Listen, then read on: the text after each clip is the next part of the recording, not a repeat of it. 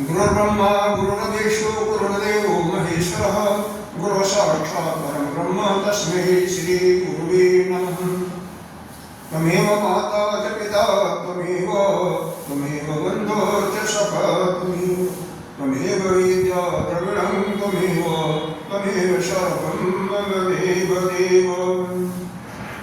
गदानं भूतगणातिसेवितं कपितजम्बो बलचारुभक्षणम् उमाशुभं शोकविनाशकारकं नमामि विघ्नेश्वरपादपङ्कजम्।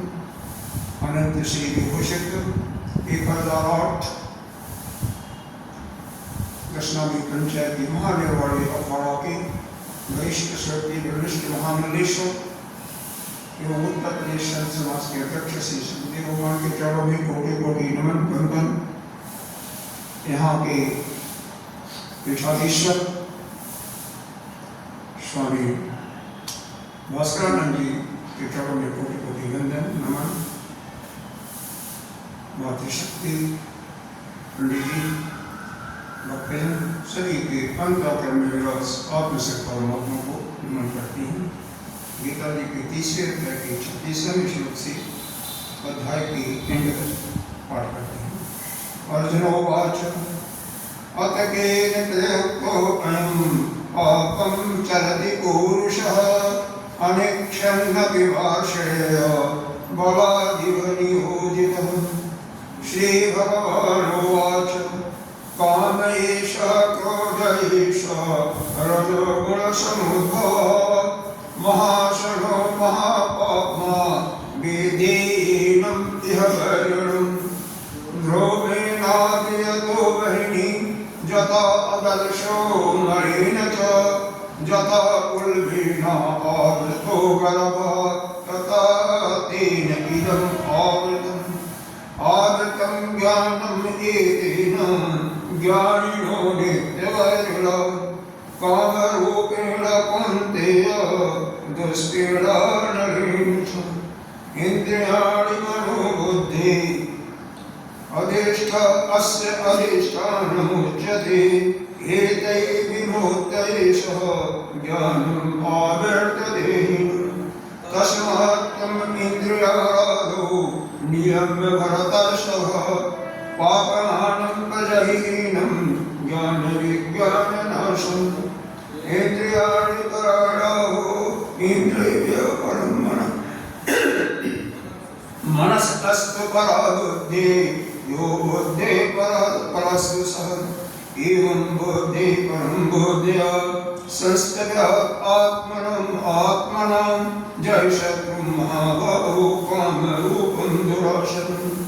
ओम तत्सदि श्रीमद्भगवद्गीतासु उपनिषत्सु ब्रह्मविद्यायां योगशास्त्रे श्रीकृष्णार्जुन संवादे कर्मयोगो नाम तृतीयोऽध्यायः।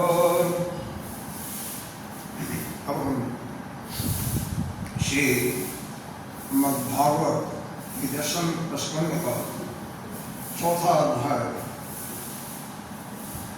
कल हम लोग इस अध्याय के अंतर्गत भगवान के प्रकटीकरण की कथा सुनी थी।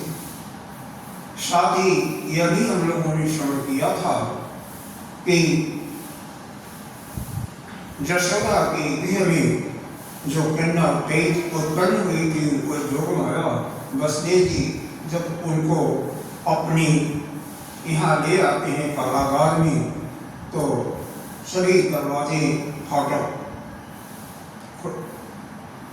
आते समय खुल जाते हैं, फिर बाद में बंद हो जाते हैं और सबकी इनकी बेड़ियां भी पुनः जो बंधन मुक्त हुए थे सब लग जाती हैं।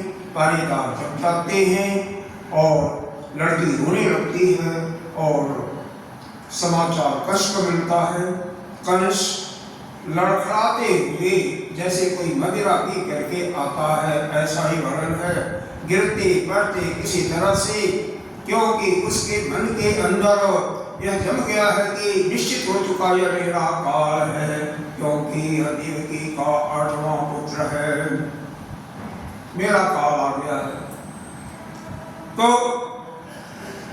वह कंस आकर के देव की माँ ने बहुत प्रार्थना करती है, लेकिन वह एक नहीं सुनता। बहुत अन्य विनय करने के बाद भी लड़की को उनके गोद से छीन लेता है और जब उठा करके पटकने की कोशिश करता है, मारने की, वह कन्या उसके हाथ से छूट करके ऊपर सिंह वाहिनी दुर्गा के रूप में परिवर्तित हो जाती है। अपने स्वरूप में आ जाती हैं, कहती है मेरे को आज्ञा नहीं है तो तेरा को अभी मैं तेरे को जमपुरी पहुंचा देगा, लेकिन हमारे स्वामी की लीला में बाधा न पहुंचे, इसलिए मैं कुछ नहीं करूंगा। तेरा काल कहीं अन्यत्र पैदा हो गया है और तू देवकी वसुदेव को छोड़ दे, अब तेरा किसी में कल्याण है, नहीं तो मरना तो तेरे को है। देखो इस संसार में जो कोई भी आया है यह निश्चित है उसको मरना है। अब यह करके माँ अंतर्धान हो जाती हैं। हिमलास में उनकी पूजा भी होती है, जो कि अफगानिस्तान के अंदर पड़ता है, पाकिस्तान अफगानिस्तान बॉर्डर पर। अब इसके बाद यहाँ पर कंस स्तुति और कंस उपदेश देता है देवकी को। ये बहुत ही मार्मिक है, सुनने लायक है। एक दुष्ट बहुत ध्यान से सुनिएगा, एक बहुत ही क्रूर राजा कंस जो था, बहुत ही क्रूर था। बल में तो असीमित 10,000 हाथियों का बल था, ज्ञान में कुछ नहीं था, लेकिन जो उपदेश दिया है वो हम लोगों को अपने अंतःकरण में बिठाने वाले उपदेश है, जैसे एक ज्ञानी उपदेश देता है। तो सुंदर उपदेश दिया हुआ है, सुनिए। यह चौथे अध्याय के 15वें श्लोक से आने का है। अहो भगन्य हो भामो आत्मना पुरुषाद इवा तम बहु हिंसिता सुतम शतम तत्ते कारुण्य तत्ते गत सुहृत फलः कालो कानवै गमिष्यामि ब्रह्मैव मृतशसनं दैवम् अपनितं भक्ति न मत्ता एव केवलम् जद्विश्रम्भादं पापः शशनिरहत वंकिसुन् मासोजतं महाभागा आत्मदानशकृतं भूयः जन्तौ न सदैकत्र देवादीनस्तु दासति भविष्यमानि भूतानि यथा जानति प्रयान्ति च न अयम् आत्मा तथ एतेषु विपरीते यथैव यथा येन ब्रह्मेदो भेदो यत आत्मविपर्ययः देहयोगवियोगो च संसृतं निवर्तते तस्मात् भद्रेशतनयं मया व्यापादितानपि मानसोचितः सर्वः स्वकृतं विन्दते वशः यावद्दत्तोऽस्मि हन्तास्मीति आत्मनं मन्यते शतिका तावत् अभिमानज्ञो बाध्यवाजकेताम्य। हे मेरी बहन और बहन हुई, हाय हाय मैं बहुत बड़ा पापी हूँ। यह कंस के मुख से आवाज निकल रही है, राक्षस जैसे मैंने आपके बच्चों को मार डाला, मुझे क्षमा करो, मुझे बहुत पछतावा है।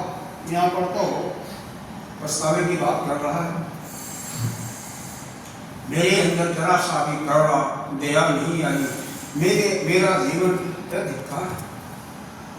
और क्या, केवल हमें दुख इस बात की है कि मनुष्य ही केवल झूठ नहीं बोलते हैं, लेकिन विधाता भी झूठ बोलते हैं। क्योंकि पहली जो आकाशवाणी हुई थी उसमें क्या हुआ था, हालांकि झूठा कोई नहीं कि ऐसी देवकी के हे कंस, जिस देवकी की तुम इतने लाड प्यार से डोली को सजा के ले जा रहे हो, इसी का 8वां पुत्र तेरा काल हो। अब कंस के अंतर्गत उसके अंदर तो यही है कि यह कंस की पुत्री हुई की 8वीं, उसको तो असलियत का तो पता नहीं है कि आठवां पुत्र पैदा ही हुआ है, कहीं और चला गया, तो इसलिए विधाता भी झूठ बोले, क्योंकि तुम्हारी तो आठवां कन्या पैदा और हमारे सामने ही वह सिंह वाहिनी दुर्गा की रूप में चली जाती है। और यह जो साक्षात देवी ने जो भविष्यवाणी दिया, इन्होंने जो कहा यही सत्य है। पहली जो भविष्यवाणी थी वो तो दिखाई नहीं दिया कौन बोल रहा है कौन नहीं, लेकिन यह तो साक्षात दिखाई दिया। इसलिए मैं आप दोनों से प्रार्थना करता हूँ कि मेरे को क्षमा करो। आप दोनों महात्मा हो और अपनी पुत्र के लिए शोक मत हो। यहाँ तक कि ज्ञान की बातें क्या कहता है, इस संसार में जो आता है अपने कर्मों के फलस्वरूप आता है, और जैसा उसका प्रारब्ध होता है उसी के अनुसार वह हो पाता है, और मृत्यु तो एक दिन सबकी निश्चित। उन बच्चों को मैंने मेरे द्वारा मारे थे, लेकिन यह मत समझो और बच्चों का प्रारब्ध ही था कि जन्म लेते ही मृत्यु को प्राप्त होना, तो मेरा कोई दोष नहीं है, यह तो उनके अपने पूर्व जन्मों के कर्मों का ही। ठीक है, मैं निमित्त बना, लेकिन वह अपने ही कर्मों के अनुसार हो मारे। वास्तव में ही सच्चाई है। यहाँ पर एक चीज माटे की है, ध्यान जोड़ने योग्य है। कोई भी हो, कोई भी व्यक्ति हो, कितना हिंसक हो, कितना विषारी हो, महात्मा हर एक के अंदर तो वही आत्मा विराजमान है, वही ब्रह्म सभी के अंदर तो विराजमान है। तो कुछ न कुछ तो विशेषता हर एक प्राणी के अंदर होती है, और जो अन्य किसी में नहीं होती। और चाहे जो जुड़वा भाई हो या शरीर भाई वैसे भी हो, आप पाइएगा कि दोनों के स्वभाव में अंतर होगा। और कुछ बातें तो जरूर मिलेंगी, लेकिन बहुत उनका जब एक विशेष गुण होगा जो आपके भाई के अंदर होगा, आपके अंदर नहीं होगा, जो आपके अंदर होगा उसके अंदर नहीं होगा। विशेषता हर एक के अंदर होती है। क्यों? क्योंकि सबके अंदर कोई आत्मा खेल रहा है, एक ही को है, तो कोई न कोई गुण, और इतने गुण है कि किसी न किसी को एक बात को देता ही है, न हो तो कैसे इसकी पहचान होती है। और क्या कर रहा,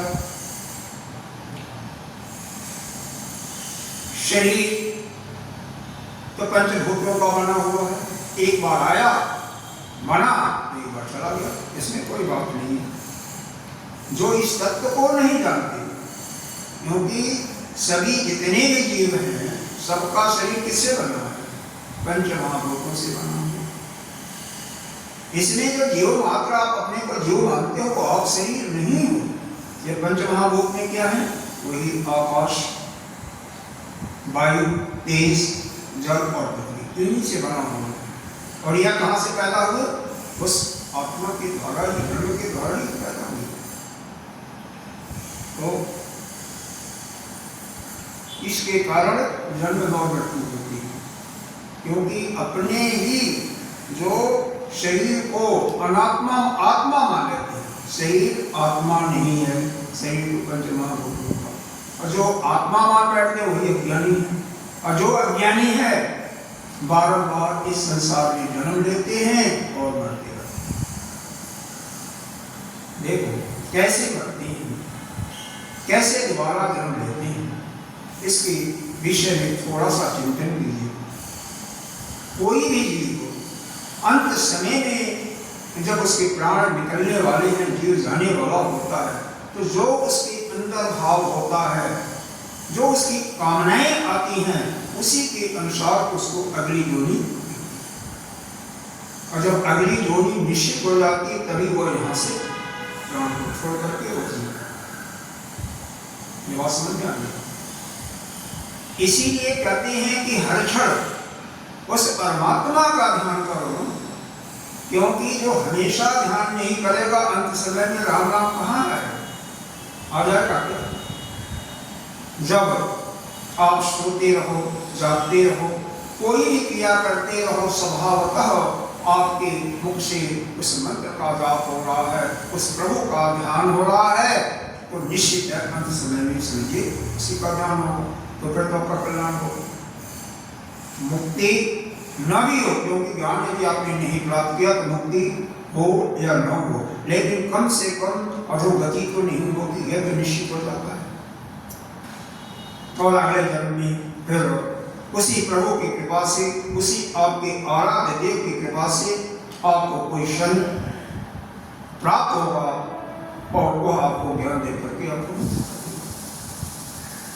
अभी यही पर देखा स्वयं भगवान के माता पिता वसुदेव और देवकी 3 जन्म में इतनी तपस्या किए थे, भगवान को पुत्र के रूप में तो पा गए और 3 जन्म में पाए। अभी कल ही बताया था ना, नाम याद है? नहीं याद। पहले जन्म में कृष्ण गर्भ के नाम से, माता का नाम कृष्णी था, पुत्र का नाम कृष्ण गर्भ, वो भगवान ही थी। दूसरे जन्म में वामन भगवान के रूप में है और तीसरे जन्म में कृष्ण।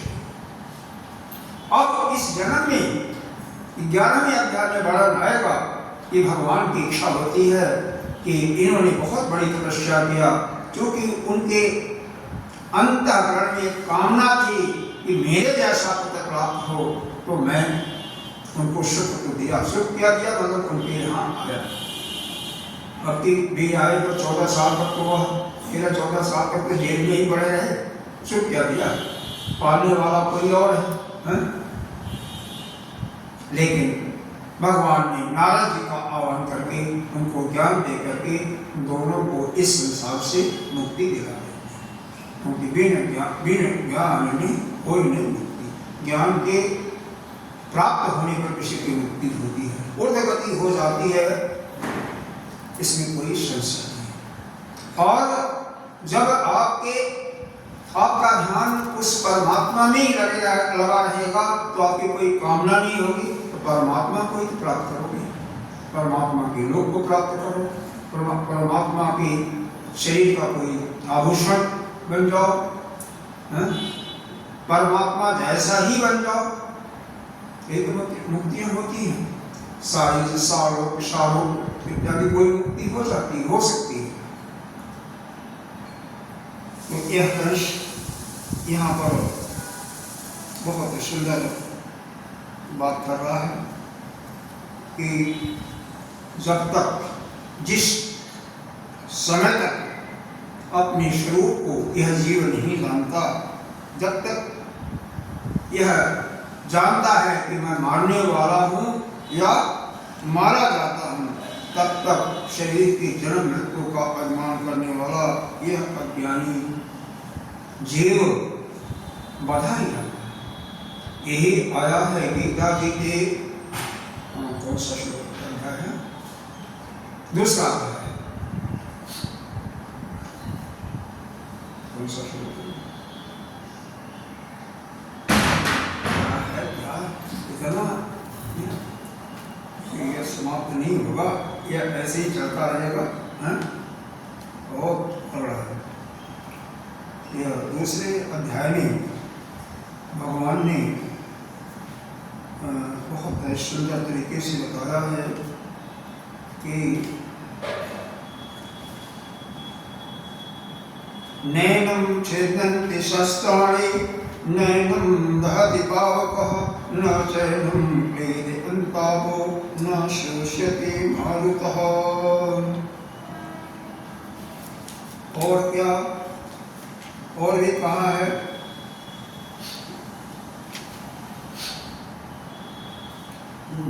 या एनम वेति हन्तारं जैनम मन्यते हतम् उभौ तो न विजानीतो नायं हन्ति न हन्यति।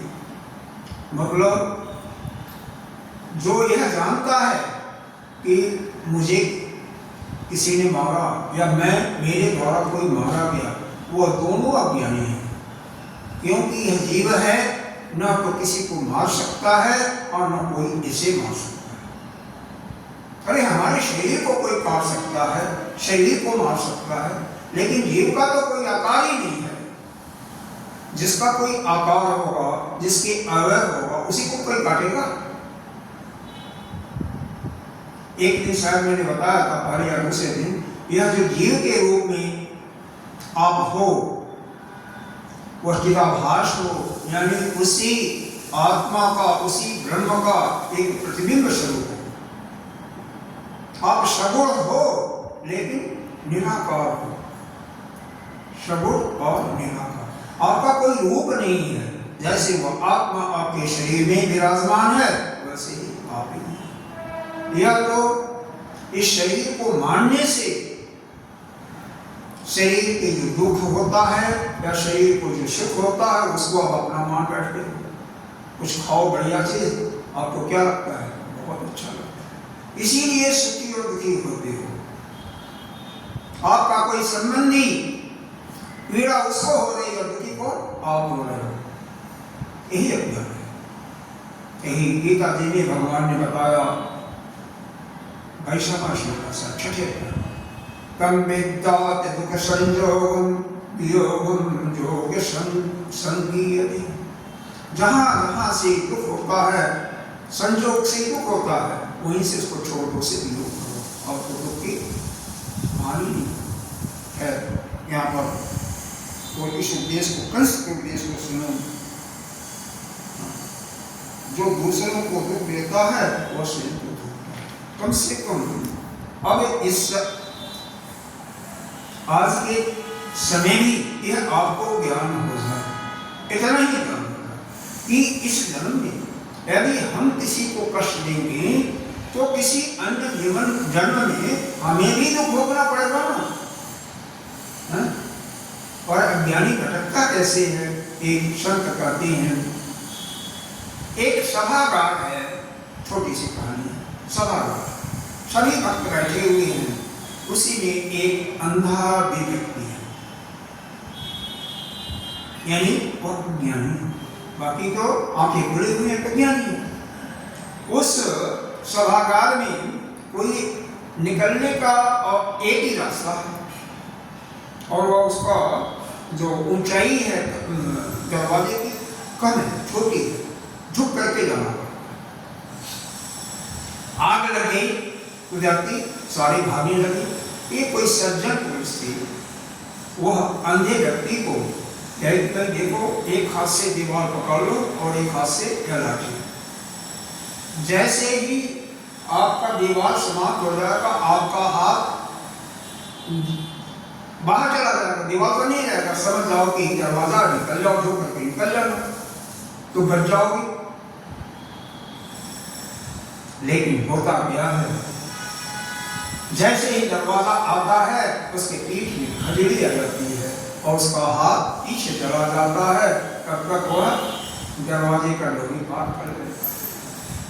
इस प्रकार से दोबारा चक्कर में भी ऐसे ही आ जाता है, दूसरी तरफ खजड़ी होती है और वही पर जाती है।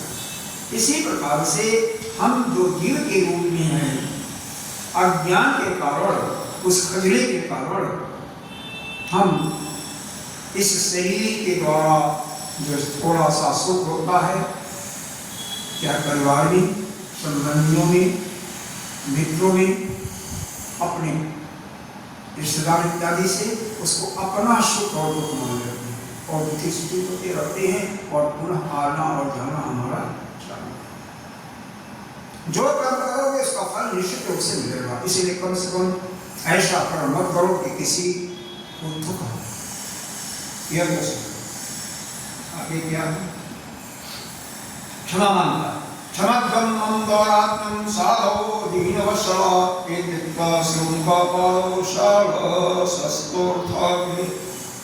आप दोनों जो मेरे द्वारा दृष्टा हुई है, दृष्टा हुई, इसको क्षमा करो, क्योंकि तुम बड़े साधु स्वभाव के हो और गरीबों की, दीनों के रक्षक है।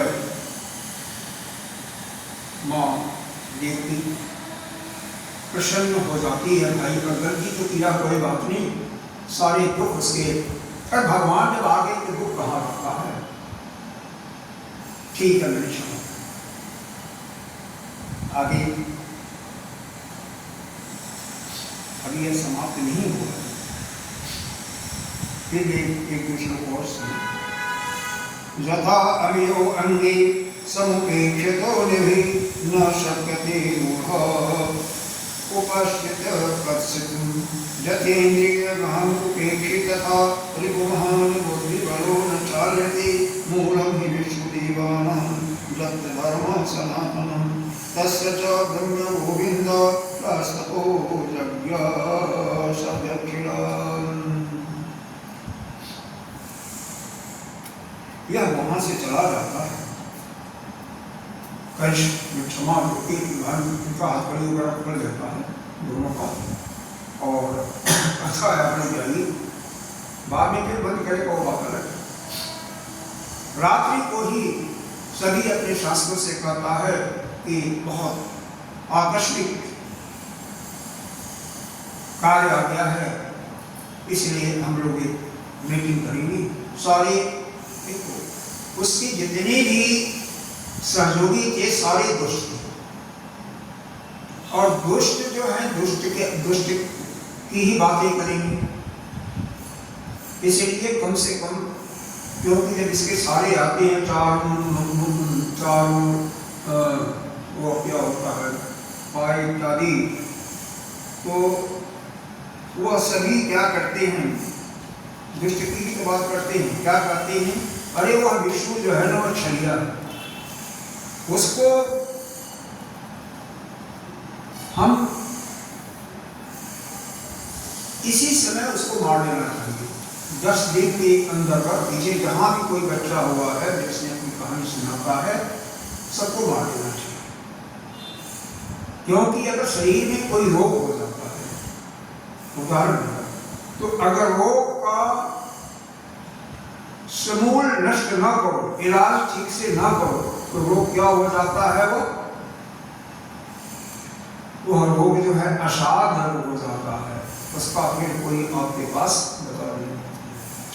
इसी प्रकार से वह जो छलिया है विष्णु, वो कैसे नष्ट होगा, जब आप यज्ञ बंद कर दोगे, महात्माओं को, ब्राह्मणों को और उसके साथ देने वाले या ऋषि मुनि इनको पीटोगे, गौरों को इनको करोगे, तो अपने आप ही उभारेगा और यदि करेगा तो मार लेंगे, हम लोग उसको मार डालेंगे। और पहले तो ऐसा करते हैं, जितने भी 10 दिन के अंदर बच्चे पैदा हुए हैं उन सबको समाप्त कर। एक सज्जन उसी में से एक कहते हैं कि यह ठीक नहीं है। क्यों नहीं ठीक है? कहते हैं ऐसा है, राजा तभी तक रहता है जब तक प्रजा उसके पास होती है, और जब उनको मालूम हो जाएगा हम बड़े या बच्चों को मारने लगेंगे तो ये राज छोड़ करके भाग जाएंगे, तो किस पर हम राज करेंगे? हमारा राजा बना, देखो राजा बना तो तभी जब कुछ हो। अब जैसे मान लीजिए हम व्यास गति पर बैठे हैं, जब सामने श्रोता भी नहीं तो किसको सुना, क्या सुना? तो जिस प्रकार से एक वक्ता के लिए श्रोता आवश्यक है, कोई नेता भाषण देने वाला मान लीजिए अपनी बातों को कहना चाहता है और उसके सामने सुनने वाला कोई नहीं है तो किसको सुना चाहिए? उसी प्रकार से राजा का अस्तित्व तभी तक रहता है जब उसके प्रजा होती है। प्रजा जितनी बड़ी हो उतना ही उसका राज्य बड़ा माना जाता है, और जब प्रजा ही नहीं है तो राज्य का है। इसलिए हम इसको ऐसे मारना हमारा ठीक नहीं, हम गुप्त तरीके से मारें जिससे किसी भी प्रजा को यह न मालूम हो कि राजा मरवा रहा है, किसी को भान नहीं होना चाहिए। अगर ऐसा मालूम हो जाएगा तो हमारा राज्य की हानि होगी।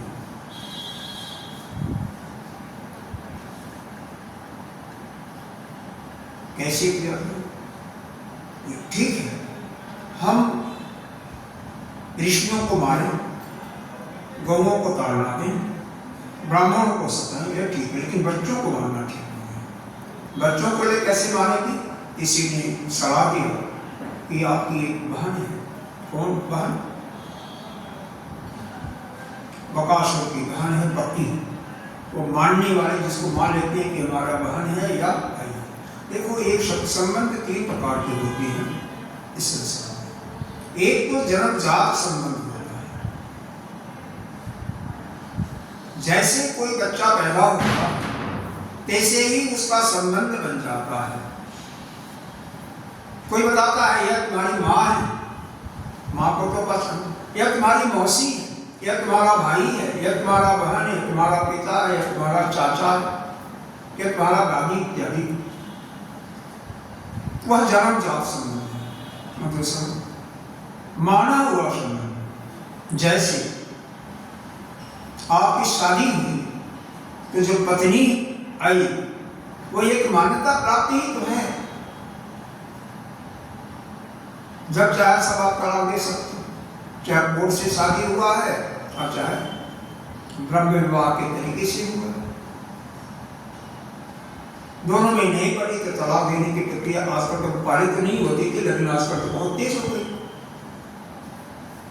गुरु है, गुरु भी माना हुआ है ना। आप मान लिया, आपने मान लिया कि हमारे गुरु हैं और गुरु मान लिया कि आपका शिष्य मान्यता प्राप्त है ना। अब ये सोचने की बात है, इस पर आप लोग विचार कीजिए कि दोनों में कौन सा संबंध मजबूत है, मान्यता प्राप्त या जन्मजात। तीसरा एक संबंध होता है शाश्वत संबंध। शाश्वत संबंध क्या है? हमारा मूल तो वही है ना, वही परमात्मा। हम हिरण्यगर्भ से आए हैं, वहीं जाएंगे और कहीं नहीं, अंत में वहीं जाना है। तो यह शाश्वत संबंध, यह तो सबसे ही पक्का है, यह तो कभी नहीं।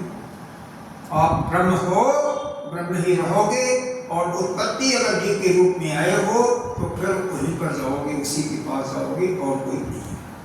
लेकिन यह तो संबंध जो मैडम में समझ में आ रहा दोनों संबंध। मैडम क्या बात है, सो गई क्या? अरे क्या नाम है, सुनती नहीं क्या? सो गई है। यह समझ में आया। दो संबंध जन्मजात, पैदा होते ही संबंध बन गया। आपके माता पिता हो गए, ताऊ हो गए, चाची हो गई, दादी हो गई, भाई बहन पैदा होते ही हो गए ना। यह जन्मजात संबंध। मान्यता प्राप्त संबंध, शादी हुई तो आपका पति हो गया, यह मान्यता ही है। और वहां गए तो सासू हो गई, देवर हो गए, देवरानी जेठानी दादी हो गई। तो या आपने गुरु को किसी को मान लिया अपना गुरु, वो भी मान्यता प्राप्त है। तो यह जो दो संबंध हुए जन्मजात और मान्यता प्राप्त, दोनों में कौन श्रेष्ठ है, इस पर विचार कीजिएगा। तीसरा शाश्वत संबंध, क्योंकि हमारा मूल तो वह ब्रह्म ही है, वहीं से हम आए और वहीं जाएंगे। वो तो सबसे खैर चलिए, यहाँ पर अगर समय खर्च करके आए हैं, प्रयास करें कि जो भी समय यहाँ पर दिया जाता है, अगर आप ध्यान में भी जाते हैं तो इसको नहीं समझ सकेंगे। एकाग्र होकर के समझिए, बहुत अच्छा है। लेकिन जब यह नेत्रों का जैसे ही बंद होती है ना, इनकी एक आदत बड़ी का स्वभाव हो गया है। जैसे रात्रि के वक्त 9-10 बजे 20 होते होंगे, तो जैसे हम नेत्र बंद करते हैं करवट ले, तैसे नींद आ जाती है। क्यों आ जाती है? एक स्वभाव हो गया है कि नेत्र बंद हुआ और निद्रा महारानी आ जाती है। वैसे कथागार में भी, यहाँ पर भी अगर नेत्र बंद होगा तो नींद आया भी नहीं तो आने का खतरा तो हो ही जाता है, संभावना बढ़ जाती है। कोशिश करें कि आपका नेत्र जो वक्ता है उसी पर लगा है। जो समझ में ना है उसको पूछे, नहीं तो क्या फायदा, समय भी हुआ खराब और कोई फायदा भी नहीं हुआ। इसकी जो चौकड़ी है वो क्या कहती है? चारों मुसल को इत्यादि शही सर्वसुराध्यक्षो हि अश्रद्धं लघुभाषय तन्मूल देवता सर्व शेषराश चतुर्मुख अयं वै तत् वधोपायो जज्शीलम् विनिशम्। कह रहे हैं वह विष्णु ही सारे देवताओं का स्वामी तथा हमारे असुरों का वह दैवी है, देशी, परंतु वह कहीं किसी गुफा में छिपा रहता है। महादेव ब्रह्मा और सारे देवताओं का जड़ वही है, उसको मार डालने का उपाय यही है कि हम सबसे पहले ऋषियों को मार डालें। जब इस संसार में धर्म की हानि होगी तो अपने आप आएंगे। भगवान ने कहा भी है जब जब हो धर्म क्या हानि है। जब जब धर्म का हानि होता है तब तक वह कोई न कोई अवतार लेकर के आता है और धर्म का उत्थान करता ही है। गीता जी में भी यह है कि धर्म संस्थापनार्थाय संभवामि जुगे जुगे। धर्म की स्थापना के लिए ही वह परमात्मा जुग जुग में पैदा होता है, आता रहता है। अब इसके बाद उधर गोकुल में हम चलते हैं जहाँ पर भगवान कृष्ण को वसुदेव की यशोदा के पास छोड़े। वहाँ पर तो बहुत बड़ा उत्सव मनाया जा रहा है। सुबह होते ही कि चौथे वन में यशोदा के यहाँ लाला हुआ है।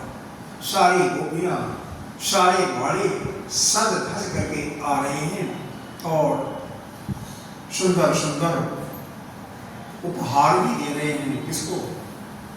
नंद बाबा और यशोदा माँ को।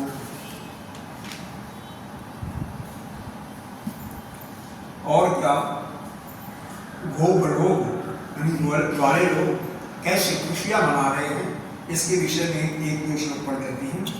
गोपा परस्तम हृष्टा दधिक्षीरघृताम्बवी असिंचतो विलंबन्तो नवनीते सचक्षुः। आनंद से मतवाले हो गए हैं गोपगण, एक दूसरे को दही लगा रहे हैं, दूध घी और पानी डाल रहे हैं। होली में यही सब आप लोग करते हो, एक दूसरे के मुंह पर मक्खन मल रहे हैं, मक्खन फेंक फेंक करके आनंद का उत्सव मना रहे हैं। नंद बाबा स्वभाव से उदार थे और गोपों को बहुत से वस्त्र आभूषण और साथ ही ब्राह्मणों को बुला करके उनको हजारों घूमे दिया। एक जन्मजात संस्कार होता है, वह अपने गुरुदेव के शामिल जो गुरु थे उनके द्वारा जन्मजात संस्कार। देखो जब से जीव पैदा होता है और जब तक उसकी मृत्यु होती है 16 मुख्य संस्कार होते हैं और ऐसे संस्कार होते हैं। इससे वह जो जीव होता है वह अध्यात्म के पथ पर अग्रसर। जन्म के पहले 3 संस्कार होते हैं। शायद आजकल तो संस्कार सब लोग हो गए। पंडित जी बता रहे कौन कौन संस्कार होते हैं? नहीं होते हैं। 14 संस्कार होते हैं शायद। 16 संस्कार होते हैं। जन्म के पहले 3, पहला गर्भाधान संस्कार, जिस समय पुत्र की इच्छा से पति पत्नी मिलते हैं, संभोग करते हैं, उसको कहते हैं गर्भाधान। वो अनरेंडम नहीं होना चाहिए, उसकी एक शुभ मुहूर्त शुभ तिथि में होना चाहिए तो अच्छा बालक। और यदि कोई गर्भिणी स्त्री है तो बालक को जैसा बनाना चाहे उसी के अनुसार उसका आचार विचार। बालक को संत बनाना चाहिए, चाहती है तो संत की सेवा करे और उसको रामायण उपनिषद गीता का पाठ सुनावे। खुद सुनेगी, बच्चा अपने आप सुने। उसको वीर बनाना चाहती है, योद्धा बनाना चाहती है तो उसी के मुताबिक वीरों की कहानी सुनाए। जैसा चाहेगी वैसा ही होगा। इसकी अतिरिक्त बाद में पुष्पवत संस्कार होता है। पुत्र के लिए 6 महीना के अंदर एक पुष्पवत संस्कार होता है। फिर बाद में एक संस्कार और होता है गर्भ की रक्षा के लिए। ये पैदा हो गया तो जन्मजात हुआ। आजकल तो निष्क्रमण संस्कार एक होता है, जहाँ पर आपने ध्यान दिया होगा, जहाँ पर आपके समय में हुआ होगा, पुत्र पैदा हुआ तो उसको निकाल करके उसके मामा या आते हैं तो उनको गोद में दिया जाता है, उसको निष्क्रमण संस्कार करते हैं। बीच में सब संस्कार भी होते हैं, माता का, बच्चों का स्नान वगैरह होता है ना, दूध पिलाने वगैरह का भी संस्कार होता है, और संस्कार को संस्कार में आते हैं। नामकरण संस्कार भी छठी वाली करते हो, बच्चे का नाम रखते हो, एक संस्कार है। बच्चा कुछ बड़ा हो जाता है तो अन्नप्राशन संस्कार करते हो, उसको अन्न पहली बार जब देते हो, कुछ चटाते हो, अन्नप्राशन संस्कार। उसका मुंडन कराते हो, अभी मुंडन संस्कार होता है। कर्ण भेदन संस्कार, कानों में छेद करके, आजकल तो ये संस्कार विलुप्त हो गया है। क्यों? उससे यह जो आजकल बहिरंग जैसे रोग होता है, लकवा इत्यादि वो नहीं होता। कई प्रांतों में अभी भी है कि कुंडल में यहाँ पर पानी रहते हैं। इसके बाद एक संस्कार होता है जगोपवी संस्कार, नाम सुना हो? जगोपवी संस्कार शूद्रों को छोड़ करके सभी को करना है, चाहे ब्राह्मण हो, क्षत्रिय हो, वैश्य हो। कभी से तो गायत्री मंत्र का पाठ कर सकता है, संध्या वंदन कर सकता है, शरीर के लिए अनुमान है। उसके बाद विद्यार्जन करना है तो विद्यार्जन संस्कार भी, वेद पढ़ता है तो वेदाध्ययन संस्कार भी होना चाहिए। इसके बाद फिर 12 साल तक जो भी पढ़ाई करता है, फिर वहाँ से जब वो आता है 1 साल तक संस्कार होता है गाड़ी मूछ बनवाने का, कम से कम गाड़ी बनवाने का संस्कार होता है। और फिर अंतिम में गुरु से विदाई लेकर के उनको दक्षिणा दे करके आता है तो गृह में प्रवेश करता, वो भी एक संस्कार होता है। और बाद में शादी होती है, विवाह संस्कार, अंत में मृत्यु होती है। इस प्रकार से 16 संस्कार मुख्य, बीच में कुछ संस्कार होते हैं। ऐसा जिसका होता है वो बच्चा आध्यात्मिक होता है, भगवान की प्राप्ति के लिए आगे बढ़ता है। और जब संस्कार ही नहीं होगा, क्योंकि संस्कार होगा तो कम से कम हवन भी होता है। ब्राह्मण लोग वेदों के पाठ को पढ़ते हैं, कुछ कान में जाता है, और मंत्र जो पढ़ते हैं उसके अनुसार भी बच्चे का कल्याण होता है। लेकिन वो सब वास्तव को प्राय लुप्त हो गए हैं। अब तो शादी संस्कार हो गया, नामकरण संस्कार होता है, विवाह संस्कार, और मरने के बाद या 3-4 संस्कार, जगोवेद भी होता है, 3-4 संस्कार लगे। मुंडन भी शायद कुछ लोग करवाते हैं, होता नहीं, बाकी संस्कार तो लुप्त। खैर आगे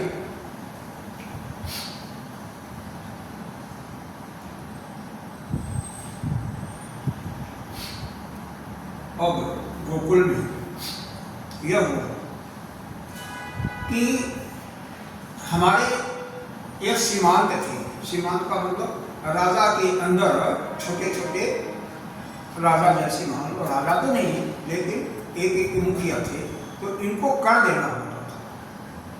कई सालों से कर नहीं दे रहा था। और यह भी होता है जिसके घर पुत्र होता है तो पुत्र का एक दर्ज लेकर आता है कि हमारा उत्तराधिकारी पैदा हो गया है, नहीं तो उसका राज्य जो है वो राजा ले लेता था जो भी उस सामंत का। तो अपने गोकुल का भार जो है देखभाल के लिए गोपों पर छोड़ दिया दूसरे भाइयों को, और खुद कुछ लेकर के, कुछ गौरों को लेकर के दूध, दही, मक्खन, घी इत्यादि लेकर के, भार लेकर के जा करके कर चुकाते हैं। जैसे ही जहाँ पर रुके बेटे वसुदेव को मालूम होता है कि नंद आए हैं, इनके पास आते हैं और क्या कहते हैं, तम दृष्ट्वा सतोत्थाय देह प्राण विवागतम प्रीता प्रियतम दोभ्यः सस्वजे प्रेमविह्वलः। उन्होंने बड़े प्रेम से अपने प्रियतम वासुदेव जी दोनों को और अपने नंद दोनों गले से मिलते हैं, दोनों बड़े पुराने मित्र थे, कुछ लोग कहते हैं रिश्तेदार भी थे, और वह आदरपूर्वक आराम से बैठ गए। तो नंद बाबा से कुशल पूछने के बाद वसुदेव जी कहते हैं कि आप कर देने के लिए आए थे, कल आपने चुका दिया, अब जल्दी से गोकुल जाइए, नहीं तो वहां पर उत्पात हो। आजकल उत्पात की संभावनाएं बढ़ गई हैं, और उनको यह भी एक बधाई भी देते हैं कि नंद बाबा का चौथा चरण जानते हो ना, अवस्था ज्यादा हो जाती है, पुत्र की आशा समाप्त हो गई, उस समय आपके पुत्र हुआ, इसलिए आपको बहुत बहुत बधाई भी है। तो इस प्रकार से वहां से जाते हैं, और फिर एक क्या कहते हैं, वंशस्त्रिवर्गो विहतस्यर्दो ह्यनुभावित न तेषु मानेषु त्रिवर्गोऽर्थाय कल्पते। मनुष्य के लिए धर्म अर्थ काम शास्त्रविद हैं, जिससे उनके परिवार वालों को सुख मिले, इसलिए हमें हमेशा धर्म अर्थ काम करना चाहिए। अर्थ पैदा करें, अर्थ के लिए परिश्रम करेंगे तभी तो धन मिलेगा, लेकिन उसका उपयोग जो है धन के कार्यों में लगाएंगे तो धर्म वह अर्थ धन बढ़ते ही हो। हमने देखा होगा जहाँ जहाँ महीने में या हफ्ते में या किसी पर्टिकुलर दिन या हमेशा जहाँ पर अनाथों को संतों को भोजन देते रहते हैं, पता नहीं कहाँ से पैसा आ जाता है। सब कुछ वो परमात्मा जितना वो दान करते उतना ही कई गुना आ जाता है। हरिद्वार में देखा होगा एक स्थान है जिसको शांति कुंज कहते हैं। शांति कुंज नहीं, कई जगह वहाँ पर महात्माओं का भोजन चलता रहता है, गीता कुटीर वहाँ भी चलता है, और कई जगह। तो कभी अन्न की कमी नहीं हुई वहाँ पर। गीता कुटीर में तो हमने खुद ही देखा है, हजारों महात्मा चाय से लेकर के भोजन, और अंतिम समय में 4 बजे शाम 4 और शाम को भी आते रहती है, और सब मिलता रहता है, कभी कमी नहीं हुई, किसी से मांगने नहीं जाते हैं, अपने आप ही वो परमात्मा को इंतजाम करता है। तो इसलिए धर्म अर्थ जो है धर्म के लिए होता है, काम के लिए, भोग के लिए नहीं। अर्थ का सबसे सुंदर उपयोग तो है धर्म। दूसरा उपयोग अगर नहीं कर सके तो कम से कम शरीर के लिए जो आवश्यक हो तो करो। और कई लोग जो कंजूस होते हैं, क्या है कि शरीर चला जाए लेकिन दमड़ी ना जाए। विशेष करके सेठ लोग बहुत ऐसे होते हैं, शरीर मर रहा कोई बात नहीं, लेकिन उनका पैसा सुरक्षित हो, तिजोरी भरी रहे। अगर ये दोनों नहीं खर्च करोगे तो क्या जाएगा, या तो चोर लूट ले जाएंगे, डाकू लूट जाएंगे, या सरकार। इसलिए धन का उचित सबसे श्रेष्ठ नियम क्या है, उसको धर्म में लगाएं, दान करें, यज्ञ करें, तप करें, और नहीं तो अपने शरीर पे व्याग कर दें। अब यहाँ पर समय समाप्त होता है, कल हम उतना कर उद्धार की बातें सुनेंगे।